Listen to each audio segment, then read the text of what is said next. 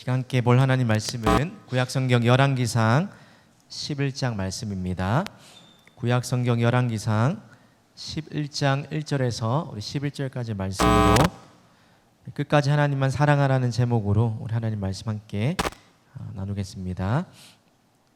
열왕기상 11장 1절에서 11절까지 우리 한 절씩 교독해서 읽고요. 마지막 11절은 합독해서 읽겠습니다. 네, 화면을 한번 띄워주십시오. 우리 1절부터 11절까지 교독해서 읽습니다. 솔로몬 왕이 바로의 딸 외에 이방의 많은 여인을 사랑하였으니 곧 모압과 암몬과 에돔과 시돈과 헷 여인이라. 백성에 대하여 이스라엘 자손에게 말씀하시기를 너희는 그들과 통혼하지 말며 그들도 너희와 서로 통혼하게 하지 말라. 그들이 반드시 너희의 마음을 돌려 그들의 신들을 따르게 하리라 하셨으나 솔로몬이 그들을 사랑하였더라. 유다왕 여호야김이 다스린 지 3년이 되는 해에 바벨론 왕 느부갓네살이 예루살렘에 이르러 성을 에워쌌더니 왕은 후궁이 700명이요 첩이 300명이라. 그의 여인들이 왕의 마음을 돌아서게 하였더라. 나이가 많을 때에 그의 여인들이 그의 마음을 돌려 다른 신들을 따르게 하였으므로 왕의 마음이 그의 아버지 다윗의 마음과 같이 아니하여 그의 하나님 여호와 앞에 온전하지 못하였으니 이는 시돈 사람의 여신 아스다롯을 따르고 암몬 사람의 가증한 밀곰을 따름이라. 여호와의 눈앞에서 악을 행하여 그의 아버지 다윗이 여호와를 온전히 따른 같이 따르지 아니하고 모압의 가증한 그모스를 위하여 예루살렘 앞 산에 산당을 지었고 또 암몬 자손의 가증한 몰록을 위하여 그와 같이 하였으며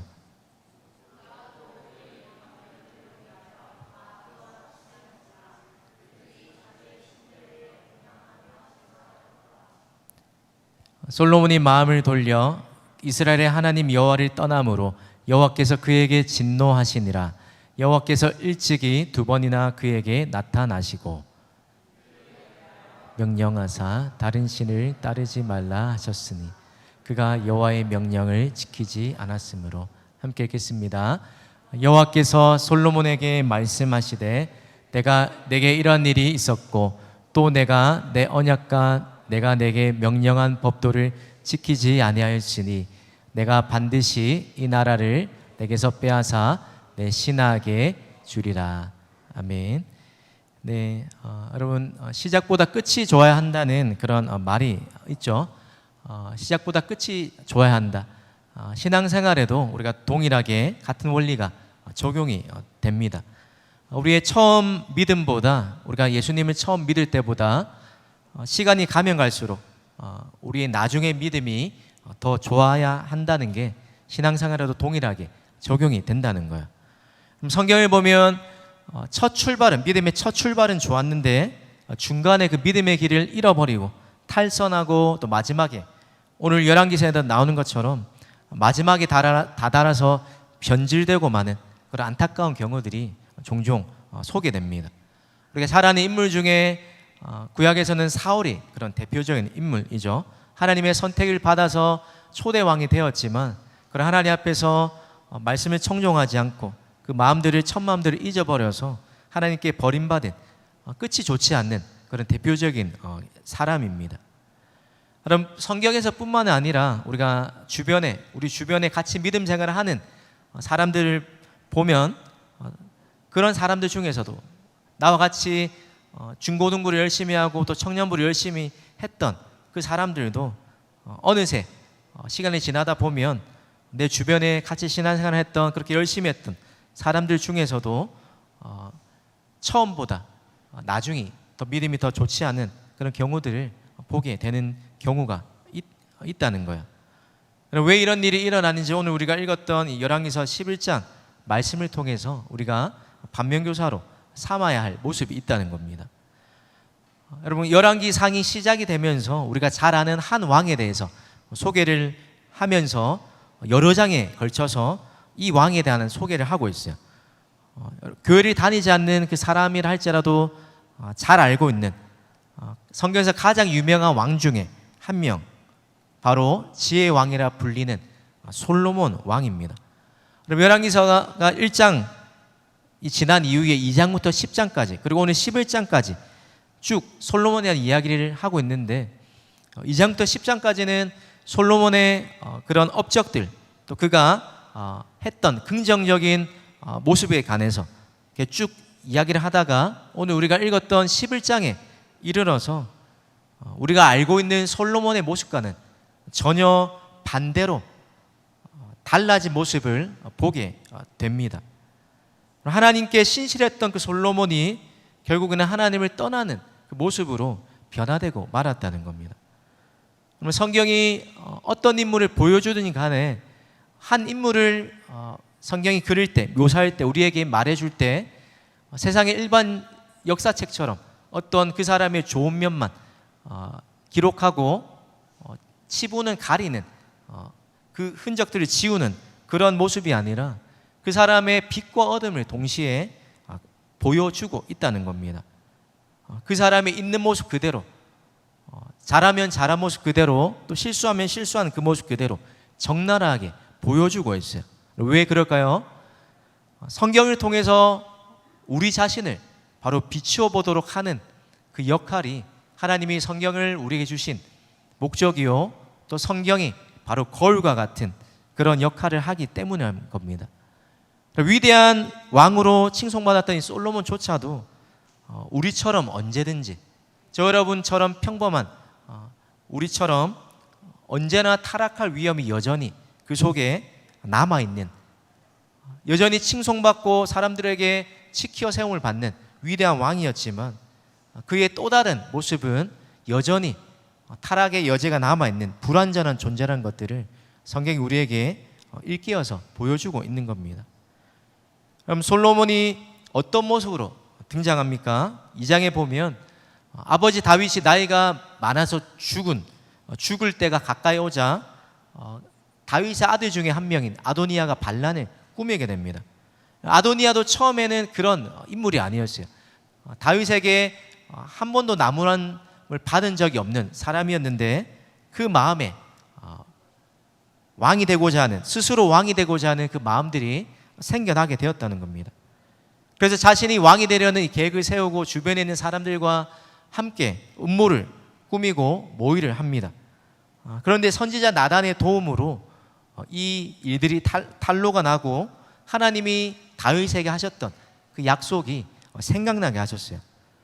그러면서 솔로몬이 자칫 잘못하면 왕위에서도 쫓겨나고 죽음의 위기에 빠질 수 있었는데 나단 선지자의 이 도움으로 다윗에게 하셨던 하나님의 약속이 떠오르게 하셔서 그 위기를 벗어나게 되었어요. 그리고 결국 하나님의 약속대로 이스라엘의 2대 왕이 되고 그 자리에 오르게 되었습니다. 그리고 아버지 다윗이 솔로몬에게 마지막 유언으로 이런 당부를 하는데 화면에 열왕기상 2장 3절과 4절 말씀을 한번 띄워주세요. 열왕기상 2장 3절과 4절에 보면 솔로몬에게 이런 유언을 남겨요. 내 하나님 여호와의 명령을 지켜 그 길로 행하여 그 법률과 계명과 율례와 증거를 모세 율법에 기록된 대로 지키라. 그리하면 내가 무엇을 하든지 어디로 가든지 형통할지라. 만일 내 자손들이 그들의 길을 삼가 마음을 다하고 성품을 다하여 진실이 내 앞에서 행하면 이스라엘 왕이 오를 사람이 내게서 끊어지지 아니라 하신 말씀을 확실히 이루게 하시리라.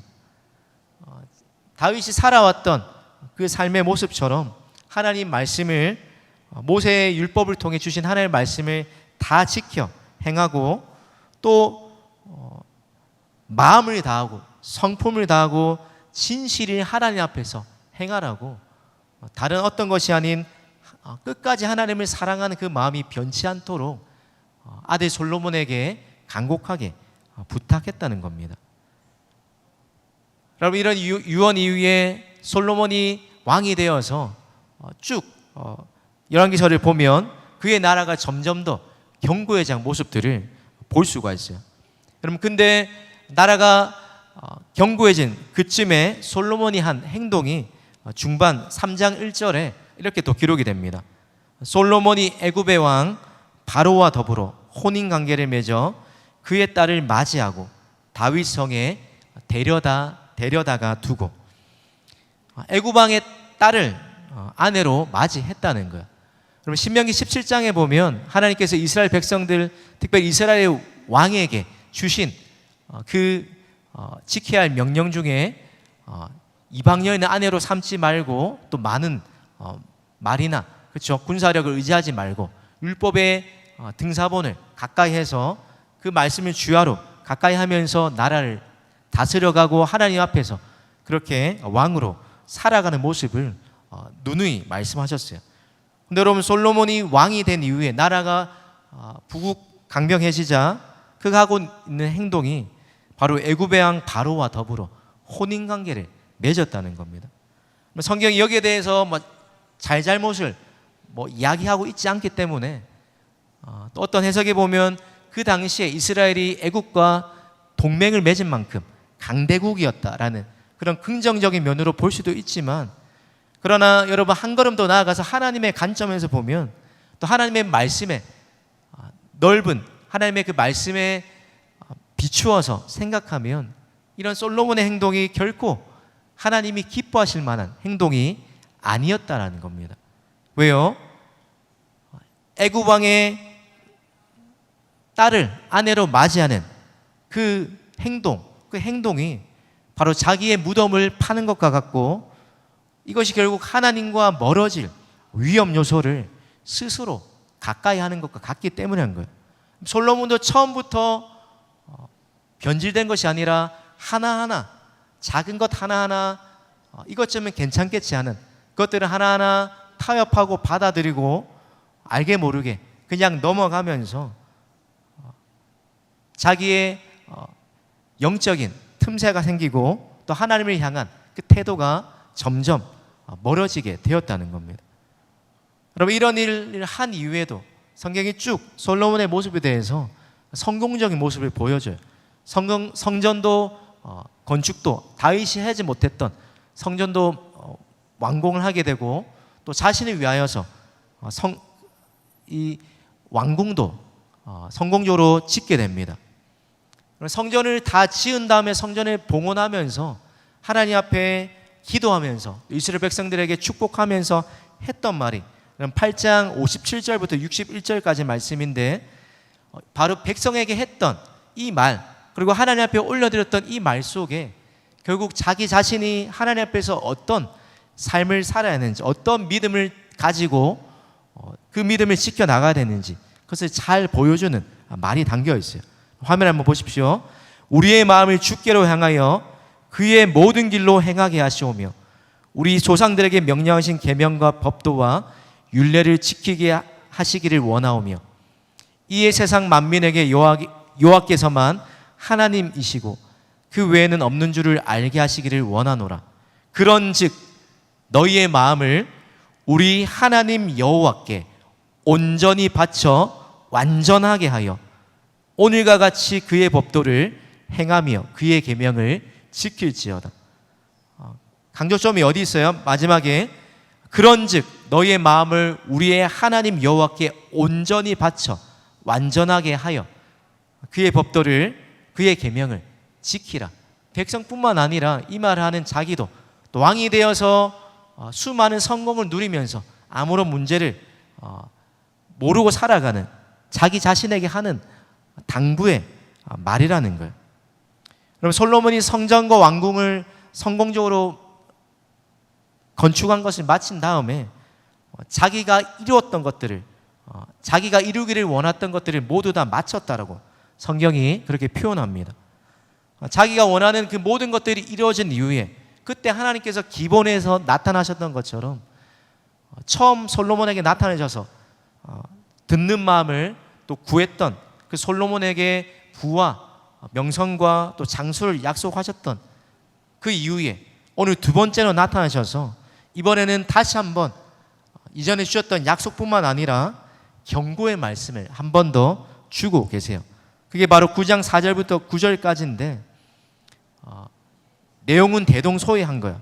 좀 전에 읽었던 말씀처럼 하나님 말씀 말씀에 따라 살아갈 때 또 이런 일이 있을 것이고 나라가 견고해지고 내 왕위가 끊어지지 않을 것이다 라는 그 약속을 주시면서, 그러나 그 반대의 길을 걸어갈 때 이 나라가 하나님 앞에서 견고함을 잃어버리고 또 이방의 적국의 포로로 끌려가게 되고 또 하나님 앞에서 또 버림을 받게 되는 그러한 일들을 경고하고 있다는 겁니다.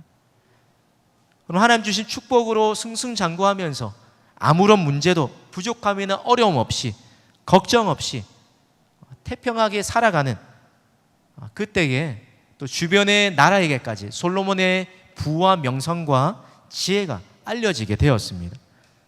그럼 성경이 솔로몬의 이러한 위대한 업적들 또 부귀영화와 지혜를 그렇게 자세하게 여러 장에 걸쳐서 묘사하는 그 의도가 뭡니까?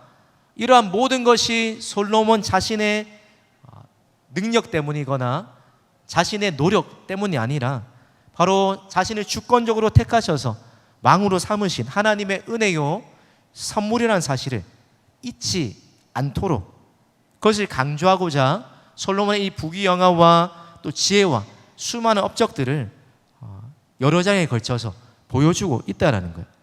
결국 이것을 통해서 솔로몬이 잊지 말아야 할 것, 하나님의 은혜를 잊지 않고 잘 될 때든지 아니면 또 그 반대로 어려움에 처할 때든지 변함없이 자신에게 이 큰 은혜를 베풀어 주신 하나님을 향한 변치 않는 믿음과 사랑으로 살아가라라고 그것을 넌지시 말해주고 있는 거예요.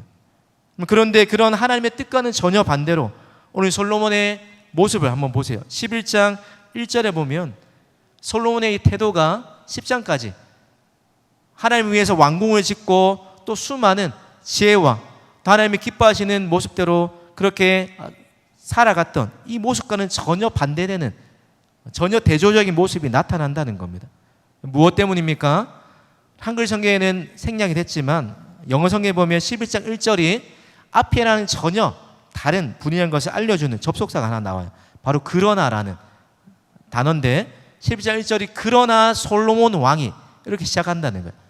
그러나 솔로몬 왕이 하나님의 은혜로 이러한 왕의 자리에 오르고 수많은 것들을 누리고 또 문제없이 태평하게 나라가 점점 강성함을 더해갔던 이 솔로몬 왕이 하고 있는 행동이 뭐라는 거예요?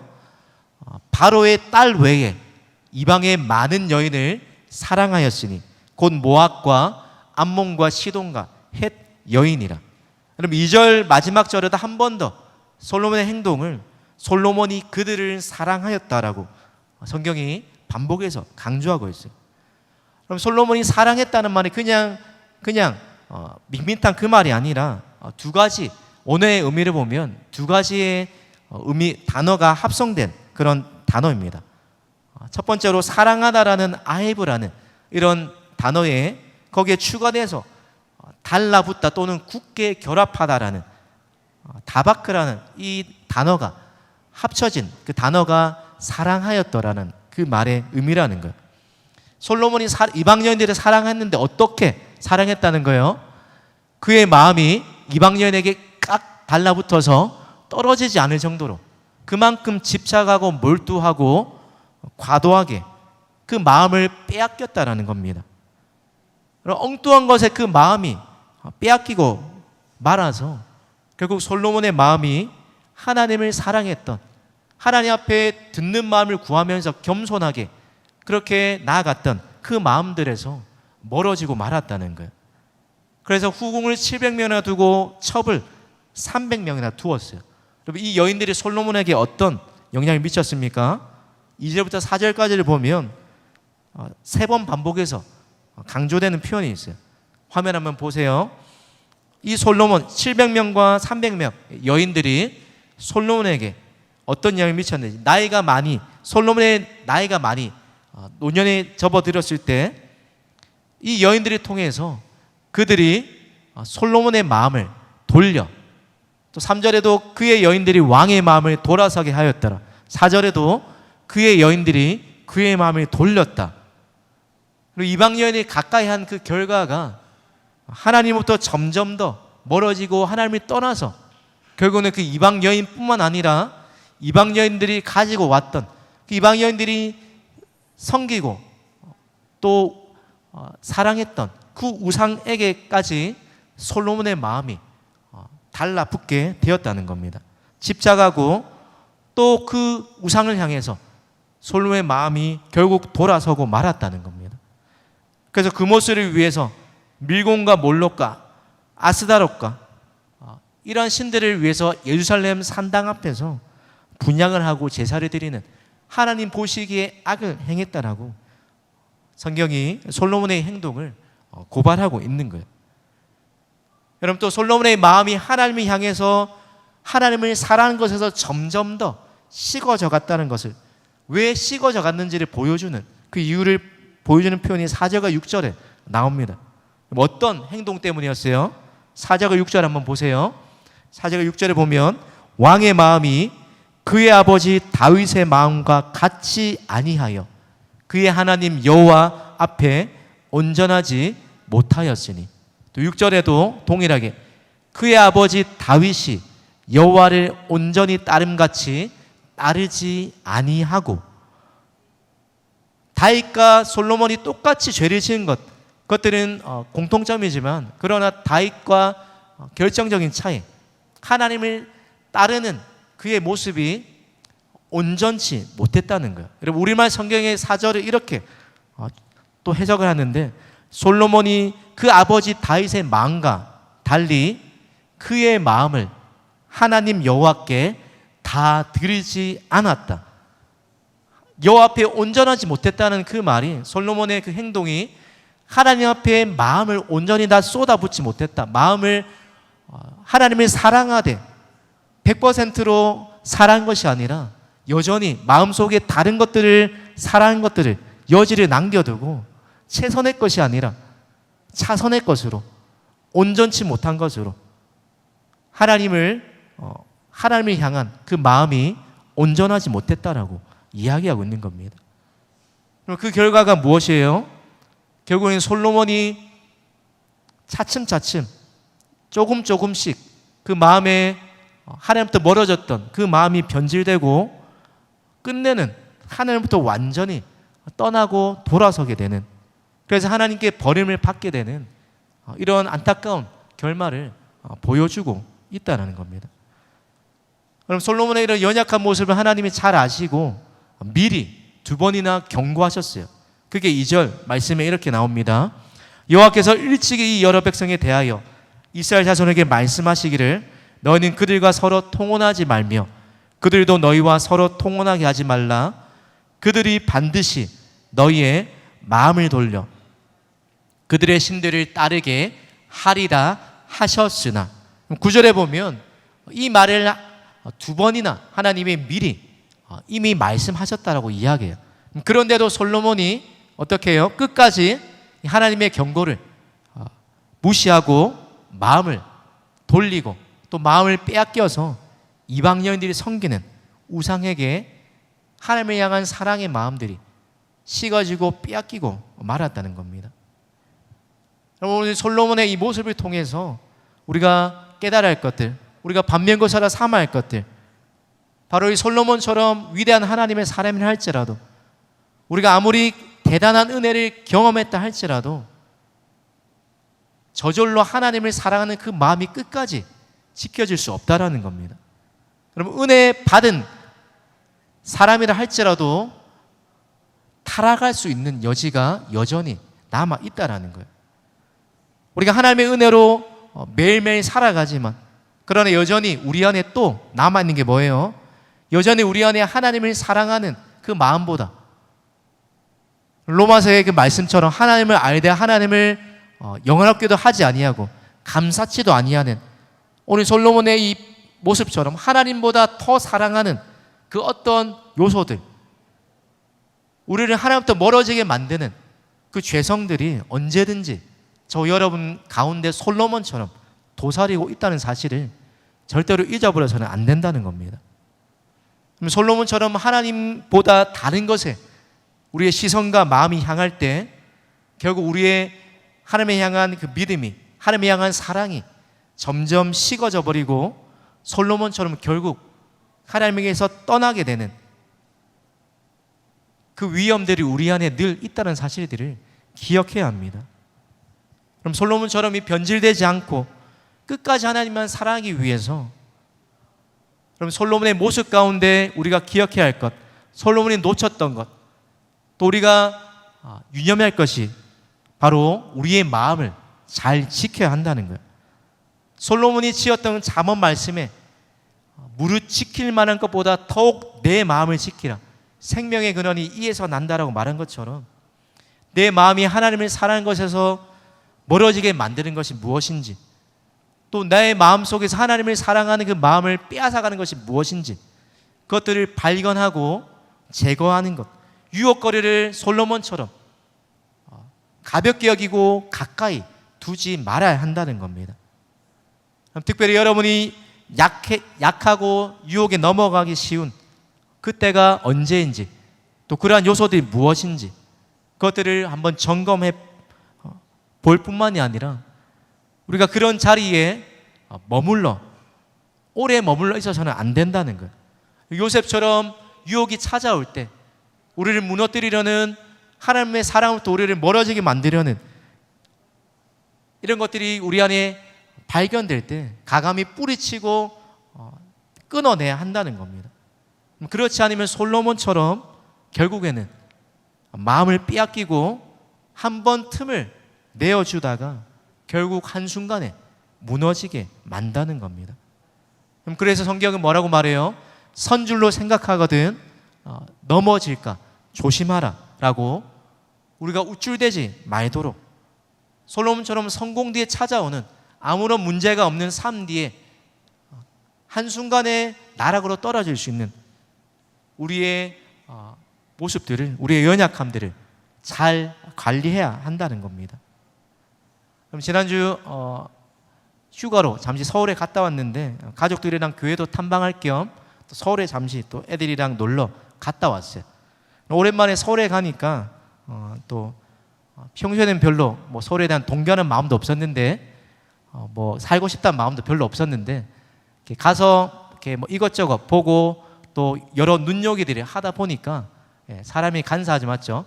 이렇게 부산에서 누리지 못했던 것들, 뭐 여러분 고등 램지버거 뭐 이런 거 먹어봤어요? 뭐 보니까 10몇만 원인데 네, 구경만 했는데 뭐 서울에, 그쵸? 부산에 없는 이런 것들, 뭐 좋은 음식들 있어요? 아, 네, 제가 네, 그렇죠. 뭐 뿐만 아니라 부산에 없는 수많은, 뭐 서울에 더 많잖아요. 수많은 화려, 눈에 막 내 마음을 막 사로잡는 그런 것들이 너무나 참 많이 보였었어요. 뭐 음식뿐만 아니라, 그렇죠. 수많은 주변의 유흥거리들, 또 뭐 발달된 그런 문화시설들, 또 뭐 수많은 할거리는 놀거리들, 또 멋진 건물, 멋진 차, 뭐 이런 것들을 쭉 눈에 들어오다 보니까 저도 그냥 알게 모르게 마음에 나도 이런 곳에서 한번 살고 싶다, 이런 것들을 한번 가지고 먹고 경험해보고 이렇게 근심 걱정 없이 좋은 거 누리면서 하나님 없이도 살 수 있을 것처럼 살아가는 이 사람들의 모습, 나도 부정 없이 다 누려보고 그렇게 하나님과 잠시 좀 멀어졌다가 살아도 좋을 만큼 세상의 것들이 마음 가운데 참 들어오는 그런 순간이 있었어요. 잠시 없지만 그 순간에 하나님 없어도, 하나님 생각 안 해도 내 삶이 사라질 것 같고 전혀 문제가 없을 것 같고 오히려 더 행복할 것처럼, 이것만 있으면 내 삶이 더 풍요로워지고 더 만족을 누릴 것처럼 그런 마음을 갖게 되었어요.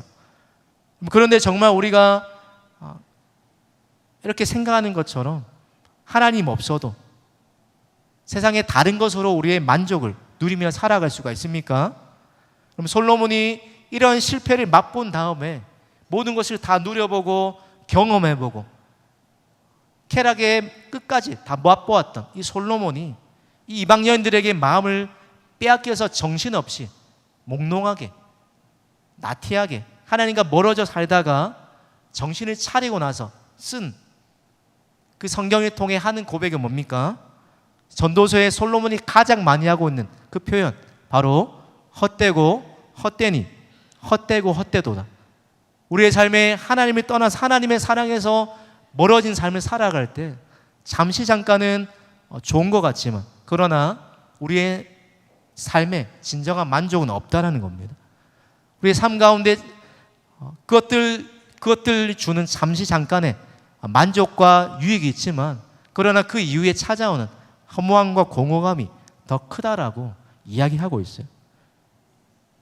여러분, 솔로몬의 모습을 살펴보면서 저 여러분의 삶 가운데 던져야 할 한 가지 질문, 설교의 제목처럼 끝까지 하나님만 사랑하는 그 믿음으로 우리가 살아가고 있는가라는 거예요. 여러분, 솔로몬의 모습을 통해서 우리가 다른 것에 마음을 빼앗겨서 우리 인생의 황금길을 하나님을 사랑한 것이 아니라 세상을 살아가는 것에 우리의 마음이 온전히 온 정신이 다 몰두되어 있고 빼앗겨 있고 하나님을 사랑하는 마음을 잃어버리고 살아가고 있지 않느냐는 겁니다. 그럼 솔로몬처럼 하나님을 향한 이 사랑의 고백이 과거형으로 머물러서는 결코 안 될 것입니다. 한때 하나님을 뜨겁게 사랑하는 그 모습이 아니라 지금, 바로 지금 우리가 아까 찬양으로 고백했던 것처럼 주를 향한 나의 사랑 멈출 수 없네라고 그렇게 고백했던 것처럼 처음보다 가면 갈수록 우리의 믿음의 나중이, 우리의 믿음의 마지막 경주에 다다르는 그 순간까지 끝까지 하나님을 향한 이 사랑의 고백이, 믿음이 변질되어서는 안 된다는 겁니다. 솔로몬의 이 모습을 반면교사로 삼아서 다시 한번 우리 안에 하나님만 사랑으로 결단하는 이 믿음의 고백이 새롭게 일어나기를 바랍니다. 우리 솔로몬처럼 이생의 자랑과 안목의 정욕과 육신의 정욕에 사로잡힌 그 인생이 아니라 오직 주님의 사랑에, 오직 하나님의 사랑에 사로잡혀서 하나님이 우리를 사랑하시는 것처럼 우리 또한 세상 끝날까지 어떠한 어려움 앞에서도 하나님 한 분만 끝까지 변함없이 변질됨이 없이 사랑하며 살기로 다짐하는 저와 우리 모든 진솔 청년들 되기를 주님의 이름으로 간절히 소망하고 축복합니다.